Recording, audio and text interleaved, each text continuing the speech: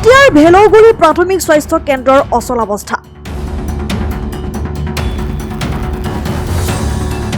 চতিয়াৰ উত্তৰ অঞ্চলটোৰ হাজাৰ হাজাৰ মানুহৰ প্ৰাথমিক চিকিৎসাৰ একমাত্ৰ ভৰসা ভেলৌগুৰি প্ৰাথমিক স্বাস্থ্য কেন্দ্ৰটো। কিন্তু এই কেন্দ্ৰটো আছে গৰু নাবাই হাল, থকাতকৈ নথকাই ভালৰ দৰে হৈছে। স্বাস্থ্য কেন্দ্ৰটোত নাই ফাৰ্মাচিষ্ট, নাই লেবৰেটৰী টেকনিচিয়ান, নাই চতুৰ্থ বৰ্গৰ কৰ্মচাৰী।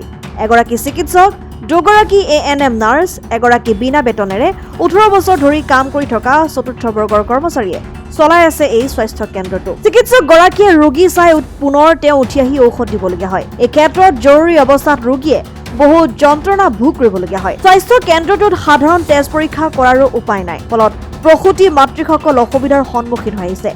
স্বাস্থ্য কেন্দ্ৰটোত চতুৰ্থ বৰ্গৰ কৰ্মচাৰীগৰাকীয়ে 18 বছৰ বিনা বেতনে সেৱা আগবঢ়াই আহিছে যদিও আজিও চাকৰি নিয়মীয়া নহল। চিকিৎসক গৰাকীয়ে অতি কষ্টেৰে ৰাইজৰ সেৱা আগবঢ়াই আহিছে। অঞ্চলটোৰ ৰাইজে এই চিকিৎসা কেন্দ্ৰত প্ৰয়োজনীয় স্বাস্থ্য কৰ্মী নিয়োগ কৰিবৰ বাবে চৰকাৰক আহ্বান জনাইছে।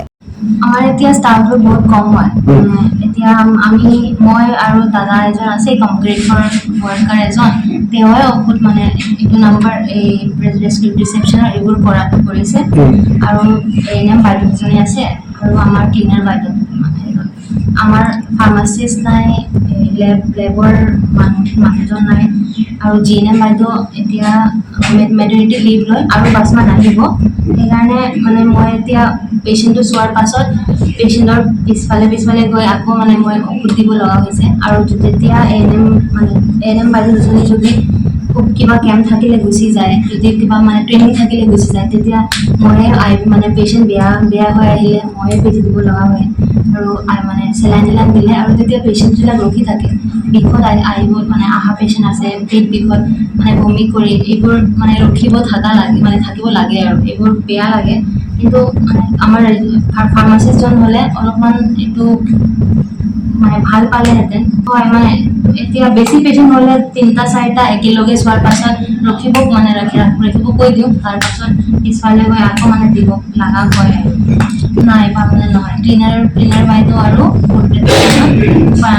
এইটো নহয়, কিন্তু দাদাই কৰি আছে আৰু কিমান ৰোগী আহে? আমাৰ এতিয়া গৰম দিন আৰম্ভ হৈছে ন, এতিয়া 30 ক্ৰছ হৈছিলে সেইদিনা, এই লাষ্ট সোমবাৰতো।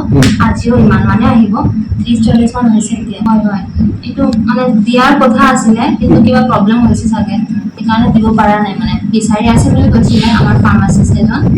নহ'লে পেচেণ্ট এইটো চোৱাটো প্ৰব্লেম নহয়, কিন্তু টাইম মেনেজমেণ্টৰ প্ৰব্লেম হৈ যায়। মানে আমাৰ ডাক্তৰ যথেষ্টখিনি আছে, বিশেষকৈ আমাৰ ফ'ৰ্থ গ্ৰেডৰ যিখিনি আছে গতিকে পাৰ্মানেণ্টলি আমাৰ কিমান বছৰ আছে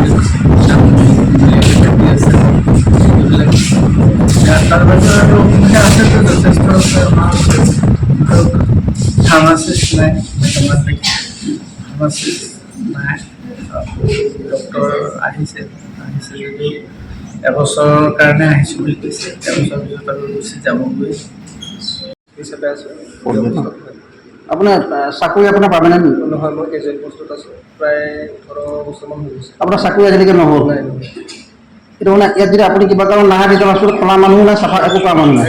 তেনেকুৱা নায়েই মানুহ, মানুহে নাই। এজনী ক্লিনাৰ বাইদেউ আছে আৰু মই থাকোঁ, কিন্তু পাৰ্মানেণ্ট মানুহ নাই।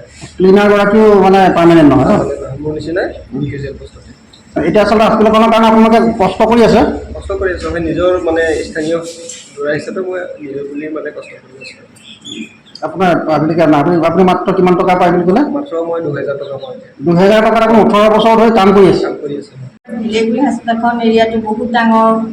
ইয়াত ডক্তৰ বাইদেৱে চাই পেলাই নিজে মেডিচিন দিবলগীয়া হয়। ফাৰ্মাচিষ্ট নাই ইয়াত। আমাৰ ইয়াত লেবৰেটৰী নাই, লেবৰেটৰীৰ কাৰণে আমাৰ ডেলিভাৰী অসুবিধা হয়। চাৰিআলিলৈ যাবলগীয়া হয়, চাৰিআলিত কেতিয়াবা ডেলিভাৰী টেষ্ট পৰীক্ষা হিমগ্ল'বিন চব পৰীক্ষা কৰিব নোৱাৰি, কেতিয়াবা আমি ঘূৰাই আনিবলগীয়া হয়। দুবাৰকৈ যাব লাগে এজনী ডেলিভাৰী লৈ পেলাই। আল্ট্ৰাচাউণ্ড কৰিবলৈ আমি দুবাৰ আল্ট্ৰাচাউণ্ডটো বাৰু ইয়াত সেইটো নাই কাৰণে আমি চতিয়া নিওঁ, চাৰিআলি লৈ যাওঁ। কিন্তু আমাৰ ডেলিভাৰীৰ কাৰণে ইয়াত অসুবিধা হয়, আকৌ যথেষ্ট অসুবিধা হয় ন? যথেষ্ট অসুবিধা হয় যাবলৈ। এতিয়া আমাৰ ইয়াত লেবৰেটৰী এজনো লাগে আচলতে, আকৌ আমাৰ ফাৰ্মাচিষ্ট এজনো লাগে। আমাৰ ঔষধি বাইদেউৰ অকণ অসুবিধাই হয়। বাইদেউ এতিয়া তাত নাম লিখিবও লাগে, আকৌ বাইদেউ তাৰপৰা উঠে মেডিচিন দিব লাগে, বহুত পেচেণ্ট ৰখিও থাকে।